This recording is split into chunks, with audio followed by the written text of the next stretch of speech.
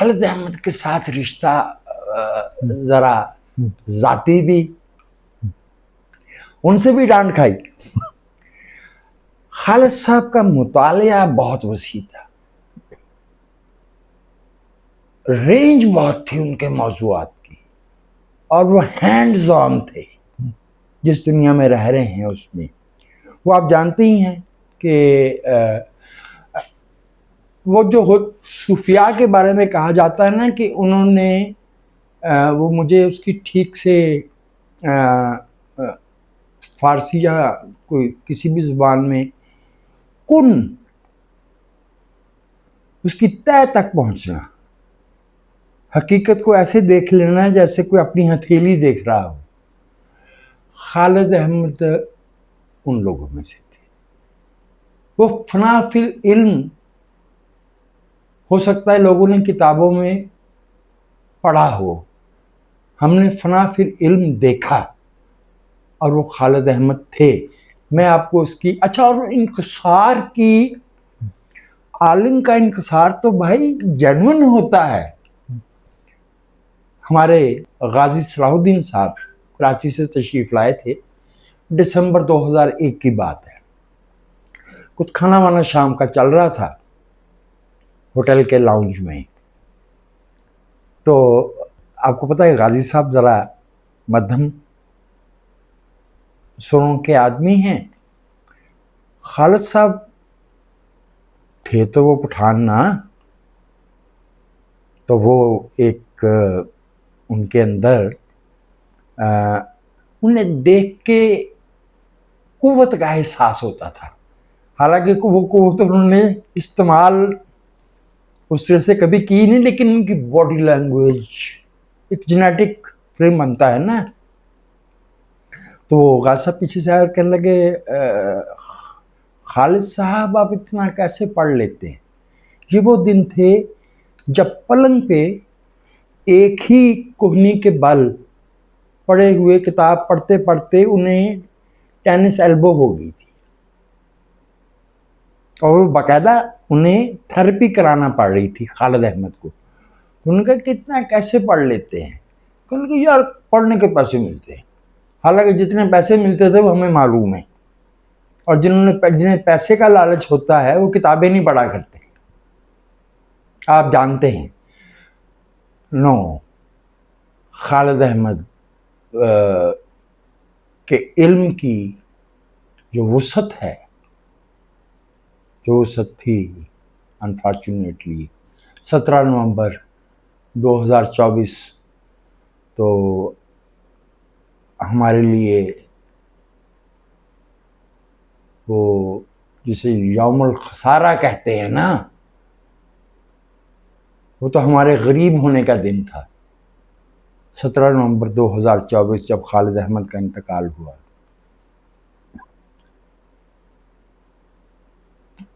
वो रहे थे फॉरेन सर्विस में। फॉरेन सर्विस में हमने और नहीं देखे खालिद अहमद वाले मनसब से, जहाँ से उन्होंने छोड़ा था 78 में, उससे आगे वाले हमने देखे हुए हैं। ऐसा क्या है, हमने इस मुल्क में ऐसा ऐसा सेक्रेटरी खारजा देखा है जो किसी और मुल्क में होता तो शायद लुनेटिक असाइलम में होता। ये नहीं कि उनमें अच्छे नहीं देखे, अच्छे भी देखे, लेकिन ये खालिद साहब का जो दानिश का, इल्म का, और फिर उस मुशाहिदे और उस इल्म से कंक्लूजन्स ड्रॉ करने की जो सलाहियत थी, ये गैर मामूली इज एन अंडरस्टेटमेंट।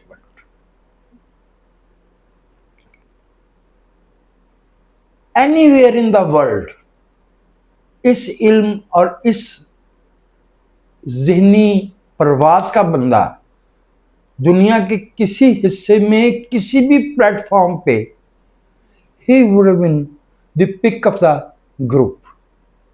आप उनको यूएन में जो है ना पोडियम पर ले जाके बिठा दें, आप उनको लैटिन अमेरिका में ले जाएं, आप उनको अफ्रीका में बिठा दें, आप उनको जो है ना वो गल्फ में किसी निगोशिएशन में बिठा दें, आप उन्हें साउथ एशिया में ले आए, आप उनसे जो है वो तारीख पे बात कर लें, आप उनसे जो है ना फ़िलॉसफ़ी पे बात कर लें, आप उनसे जो है ना वो लफ्ज़ों की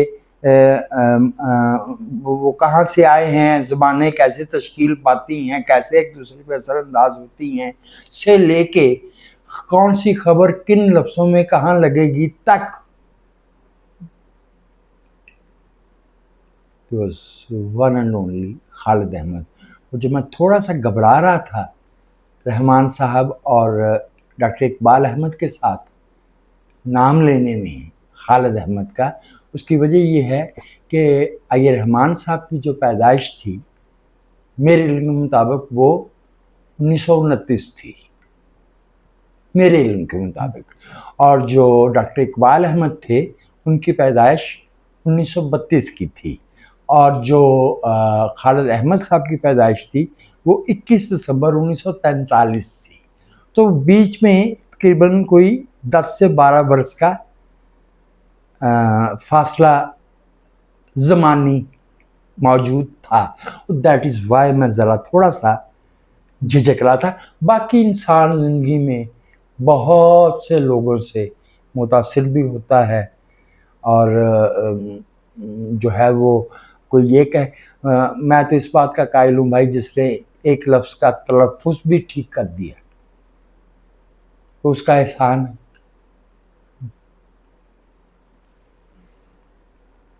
ये जो आपने नवाबज़ादा मज़हर अली ख़ान साहब का ज़िक्र फरमाया, तो देखिए भाई महमूद,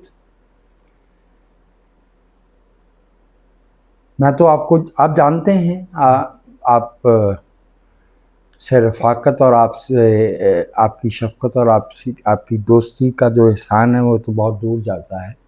आप मुझे जानते हैं, आप जानते हैं कि मैं ज़ात पात को परका बराबर अहमियत नहीं देता। ये मेरी नज़र में ये मामला ही बेमानी है। मैं तो इंसानी मसावात का कायल हूँ, और मैं समझता हूँ कि पहचान, जो लोग कहते हैं नहीं हम तो पहचान के लिए कहते हैं, I don't give it any weightage. पहचान और चीज़ों से होती है। नवाबज़ादा जब मैं कहता हूँ मज़हर अली ख़ान साहब के नाम के साथ, तो इसलिए कि मैं उन्हें एहतराम में कह रहा हूँ, इसलिए नहीं कि वो खट्टर कबीले के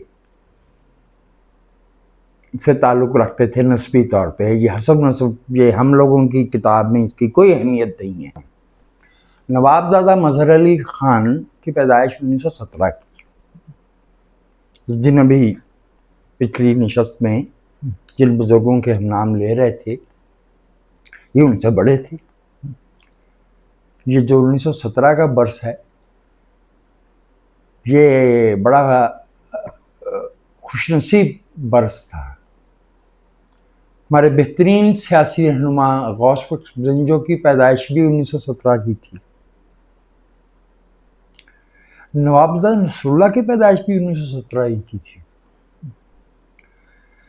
मज़हर अली ख़ान साहब पाकिस्तान टाइम्स में तशरीफ़ जब लाए तो 1943 में वो सिकंदर हजात के फर्जंद तो हो चुके थे। फर्जंद निस्बती ही कहेंगे ना, ताहरा के साथ उनकी शादी हुई थी। फिर फैज़ साहब मार्च 51 में रावलपिंडी साजिश केस में जेल चले गए।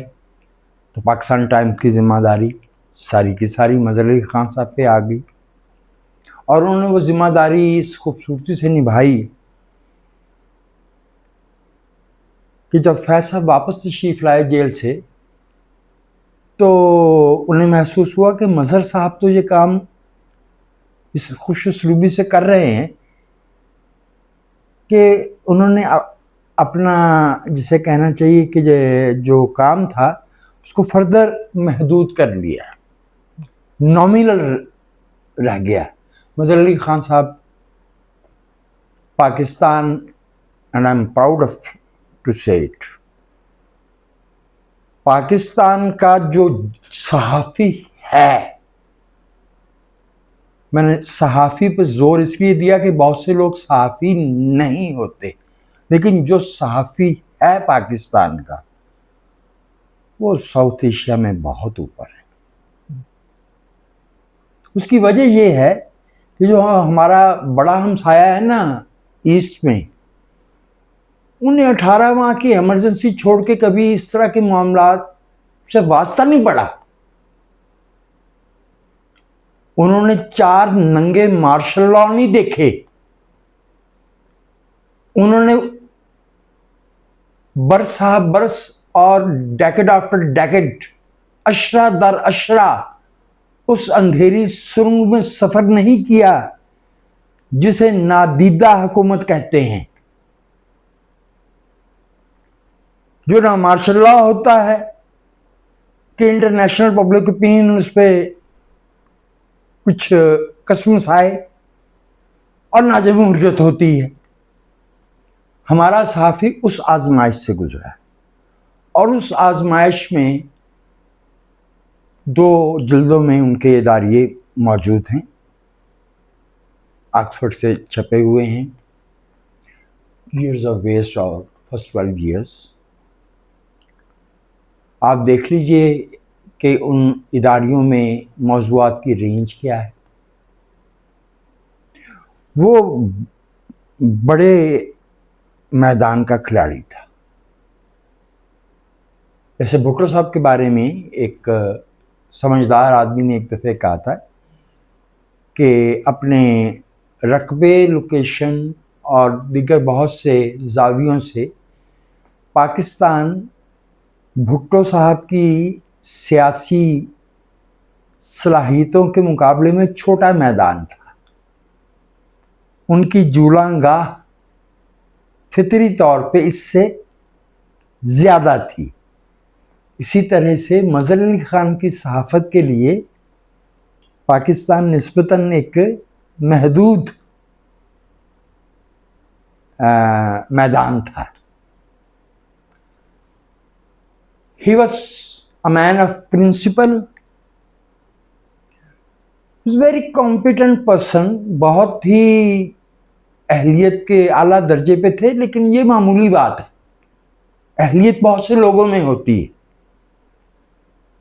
लेकिन इंटेग्रिटी, कैरेक्टर, करेज, बहादुरी और मामला फहमी, ये चीज जो है, ये इम्तिजाज, ये combination, yes, I am proud to say कि वैसे तो मेरी क्या हैसियत है कि इसका जिक्र भी आए, लेकिन एक तालिब इल्म के तौर पे व्यू पॉइंट, जिसे कहते हैं ना मेरी मादरे इल्मी, इसलिए कि हर तीसरे दिन तो व्यू पॉइंट का एडिटर जेल में होता था, हर दूसरे हफ्ते तो हुसैन नकी जेल में होते थे, हर चौथे महीने जो है वो आईए रहमान के वारंट निकले होते थे। जब सुनते थे तो मालूम होता कि तारा मज़हर अली ख़ान जेल के दरवाजे पे खड़ी, कभी खाना लेके, कभी दवा लेके, नवाबजादा मज़हर अली ख़ान साहब की, और अंदर से इदारिया किसी तरह से लिख के बाहर स्मगल कर रहे हैं व्यू पॉइंट का। बहुत से लोग जिन्होंने अक्टूबर 99 से 2008 के 18 अगस्त तक का अहद देखा है और उन्हें ज़ियाउल हक की जबरूत देखने का मौका नहीं मिला, वो अंदाज़ा नहीं कर सकते कि ज़ियाउल हक और उसके करीबी लोग, जो उसका करीबी, उसकी किचन कैबिनेट थी, उसकी जो खुदाई थी, खुद साख्ता, वो तो बड़ी दूर की चीज़ है। और भाई गुजरांवाला का डिप्टी मार्शल एडमिनिस्ट्रेटर संभालना मुश्किल था। उस अहद में खड़े होना, what makes me a proud Pakistani is the fact that the people of Pakistan resisted Ziaul Haq in a way that Ziaul Haq could never sleep in peace. Ziaul हक को एक भी रात चैन की नींद नहीं सोने दिया पाकिस्तान के रहने वालों ने।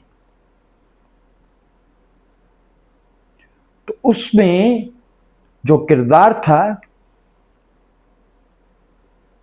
बड़ों में, वो मजहर अली खान साहब, Aziz Siddiqui, what a man, what a brain Aziz Siddiqui was. Mohammad Idris बाहर बैठे हुए, मैं माजूर चाहता हूँ लफ्ज़ तो ज़रा मुब्तज़िल है, लेकिन उनकी अंग्रेज़ी को बयान करने के लिए मेरे पास और दूसरा लफ्ज़ नहीं है। खालिद हसन गुंडा अंग्रेज़ी लिखते थे। उनका अबूर ऐसा था लैंग्वेज पे कि उनके लफ्ज़ों के इंतखाब में ललकार थी। निसार उस्मानी कदरे कम उम्र लोगों में, क्योंकि उनकी, अगर मैं गलती नहीं करता तो 52 की पैदाइश थी। रज़िया भट्टी,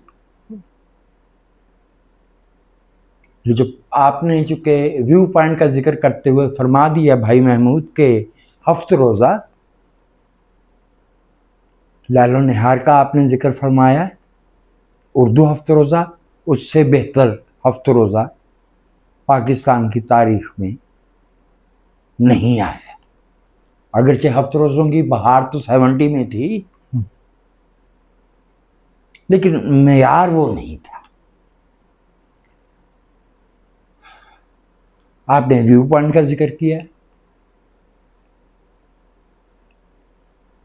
एक तरफ जो है वो जफर जाब की ज्वालामुखी सहाफत थी, तो दूसरे कमरे में बैठे हुसैन नकी लिख रहे हैं, आये रहमान काम कर रहे हैं, और वहीं कहीं जो है वो पाइप लगाए हुए, क्या खूबसूरत लिबास पहना हुआ है, एक मतानत का मुजस्मा मजहर अली खान भी वहीं है, मौजूद है। लेकिन मैं ये आखिर में अर्ज़ कर रहा हूँ कि अगर आप हेरल्ड का जिक्र नहीं करते, अगर आप न्यूज़ लाइन का जिक्र नहीं करते, तो हमारी सहाफ़त की ये वाली सतह और ये वाला अहद वो मुकम्मल नहीं होते।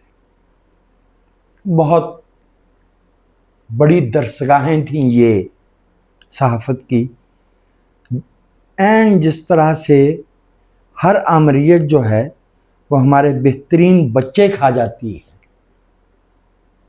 आमरीत हमारे बेहतरीन इदारे भी खा जाती है।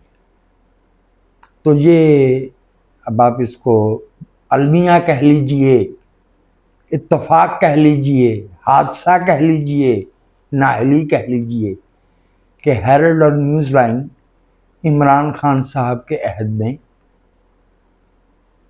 बंद हुए।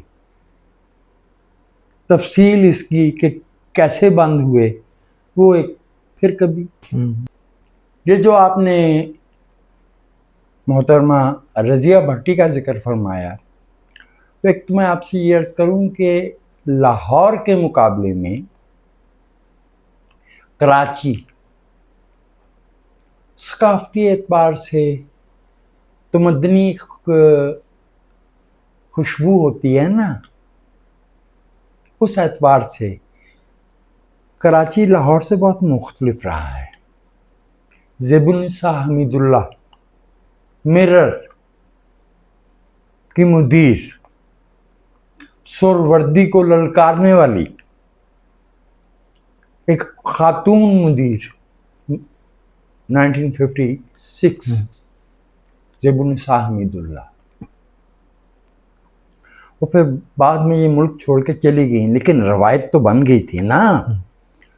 तो 70 की दिहाई में कराची ने उर्दू अंग्रेज़ी दोनों में, लेकिन ख़ास तौर से अंग्रेज़ी में बहुत दर्जा अव्वल की सहाफ़ी ख़ातीन प्रोड्यूस की। रेहाना हकीम, शायरी रहमान हेरल्ड की एडिटर रही। आपको पता है ना कि उन्होंने 2008 में इस्तीफा भी दिया था, प्रिंसिपल पे दिया था। उसी लड़ी में और उसी मेरे हम उम्रों में बीना सरवर, भले उन्होंने ज़्यादा काम सहाफ़त का पाकिस्तान के अंदर रहते हुए लाहौर में किया, लेकिन जो तरबियत थी वो तो उनकी कराची की थी, बीना सरवर। उसी रवायत में रज़िया भट्टी वॉज अ ग्रेट नेम। सिर्फ सहाफ़ियाना कॉम्पिटेंस नहीं, उससे आगे जो एक चीज़ होती है कि सहाफ़त को बतौर एक तमद्दनी इदारे के फ़रोग़ देना। किसी ने इमरोज़ के बारे में कहा था, और मैं समझता हूँ कि दुरुस्त कहा था, कि इमरोज़ ने 1947 से 1959 तक, जब तक उसे नेशनल प्रेस ट्रस्ट में नहीं ले लिया गया, कुछ देर उसके बाद भी ऐसे सहाफ़ी और इस तादाद में सहाफ़ी पैदा किए कि पाकिस्तान की कोई यूनिवर्सिटी इस मेयार के, इस तादाद में सहाफ़ी पैदा करने का दावा नहीं कर सकती। एग्जैक्टली यही मामला 90 की दिहाई में रज़िया भट्टी के साथ था। That one woman, that one solitary pen not only brought out Newsline, अगर मैं गलती नहीं करता तो न्यूज़लाइन का पहला पर्चा फरवरी 1989 में आया था। Coincidentally, that was the month जब अफ़गान ज़मीन से आखिरी सोवियत फौजी रुखसत हुआ और इंडियन हेल्ड कश्मीर में इंसर्जेंसी शुरू हुई। रब्त क्या है इन दोनों बातों में, वो आपका जो चैनल है उसके मजमूआ ख्याल, उसके देखने वाले सुनने वाले वो बहुत बहुत बेहतर जानते हैं हमसे। हेरल्ड से इनका इख्तलाफ हुआ था। उस इख्तलाफ के नतीजे में ये वर्किंग जर्नलिस्ट ने न्यूज़लाइन निकाला था। डॉन ग्रुप के महनामा हेरल्ड के मुकाबले में एक अंग्रेज़ी ज़ुबान का मंथली लेके आना, ये बजाते खुद ऐसे काम जुनून के बगैर नहीं होते। वो ज़ियाउल हक वाला, ज़ियाउल हक के ख़ात्मे से पहले ही वहाँ MQM का मामला सामने आ गया था। गालबन 1984 बनता है वो बच्ची बुशरा वाला जो वाक़या है। इस तरह के वाक़यात को कैपिटलाइज किया जाता है ना पॉलिटिकल पर्पसेस के लिए। तो उस बच्ची, ये नहीं कि वो उस बच्ची की मौत का हमें अफसोस नहीं है, हर इंसानी जान के जाने का अफसोस होता है, लेकिन उसको इस्तेमाल सियासी तौर पे जिस तरह से किया गया, तो यस, रज़िया भट्टी ने ना सिर्फ ये कि न्यूज़लाइन निकाला और हेरल्ड की टक्कर पे निकाला और मकबूलियत भी पाई। रज़िया भट्टी एक, आप महावरतन कह लीजिए, मैं तो कहूँगा कि लिटरली जैसे एक माँ अपने बच्चों के सामने आ जाती है उनको डिफेंड करने, वो अपने कोलीग्स को, अपने सबॉर्डिनेट्स को, अपने जूनियर्स को इस तरह प्रोटेक्ट करती थी, उन्हें सिखाती भी इस तरह से थी। कैसे आपने रिपोर्टिंग करना है, कैसे उसको लिखना है, कैसे उसको मरतब करना है, कैसे उसको मैगज़ीन में प्रेजेंट करना है, तस्वीरें कौन सी होंगी, हेडलाइन क्या होगी, इब्तिदाइया कैसे होता है, किस तरह से जो है वो मुख्तलिफ जो फ्रीक हैं मामले के, उनकी राय सामने आनी चाहिए, तवाज़ुन कैसे रखना है और फिर राय कैसे देनी है। कोई एक नाम है, मसूद आलम से लेके मोहम्मद हनीफ तक, इमरान बाजवा से लेके आप गिनते चले जाइए जो न्यूजीलैंड ने पैदा किए। रज़िया भट्टी की जो मौत है बहुत कम उम्र थी। आप जानते हैं ना कि वो मोहतरमा बेनज़ीर भुट्टो का दूसरा अहद था, सेकंड टर्म थी उनकी।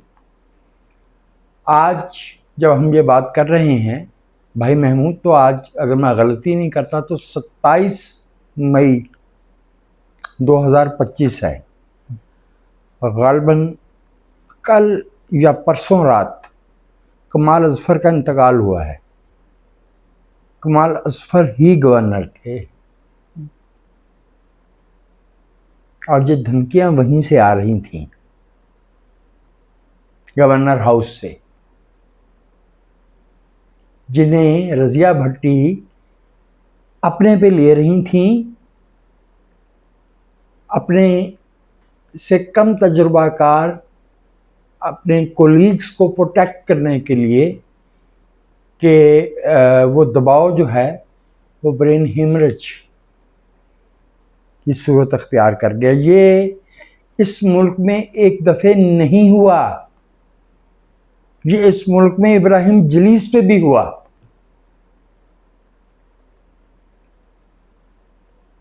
छब्बीस अक्टूबर 1978 था ना, इब्राहिम जलीस को सद्दीक सालक ने बुला के धमकाया था।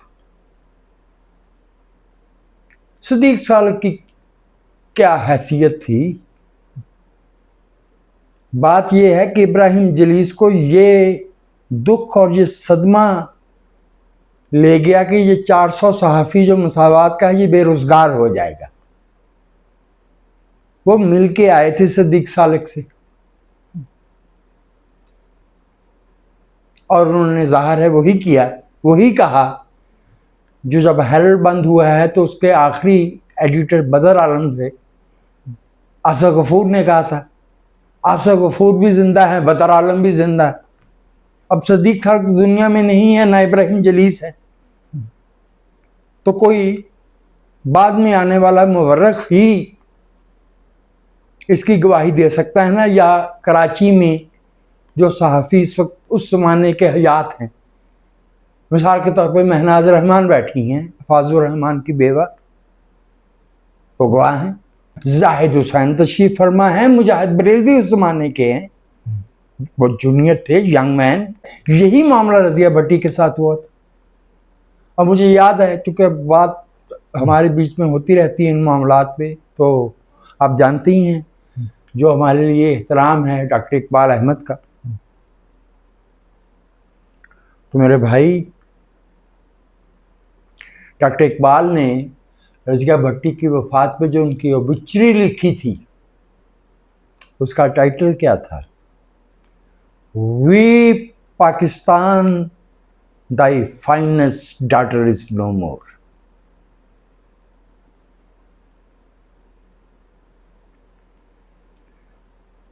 इकबाल अहमद अगर रज़िया भट्टी को, और मुझे याद है कि रज़िया भट्टी की कद्दे आदम से भी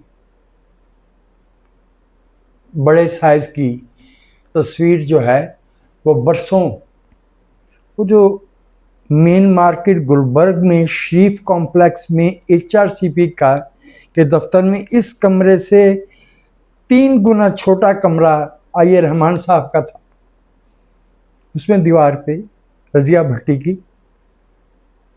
तस्वीर थी। तो रज़िया भट्टी जो हैं वो सिग्निफाई करती थी, एपिटोमाइज करती थी the courage, integrity, competence and calibre taken together. the true journalists of this country. भाई हमें फ़ख्र अपने मुल्क पे है कि जहाँ हम जो हमारी कोताहियाँ हैं हर जगह होती हैं, लेकिन जो हमारा बेस्ट है it can compete the best. मैं तो आपका बेहद शुक्रगुजार हूँ कि आपने मौका दिया। इन ये वो चिराग हैं जिनकी रोशनी में ये पाकिस्तान के लोग जो है वो यहाँ तक पहुँचे हैं। ये ठीक है कि बहुत से मामलात ऐसे नहीं जैसे हम उन्हें चाहते थे, लेकिन तसव्वुर फरमाइए कि अगर ये चिराग भी नहीं होते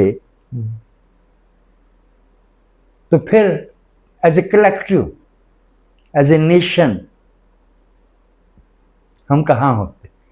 एटलीस्ट हम ये कहने के काबिल तो हैं ना